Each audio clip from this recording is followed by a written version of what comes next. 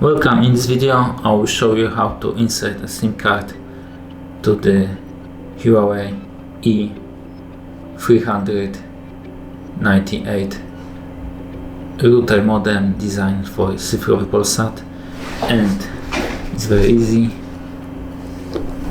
You need to turn the router upside down and remove the back flap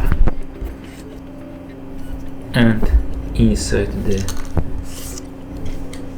SIM card in the big format like that, and mount the back cover back, and now you can enjoy your wireless internet. Thank you for watching. If you like this video, subscribe to our channel and give us a like.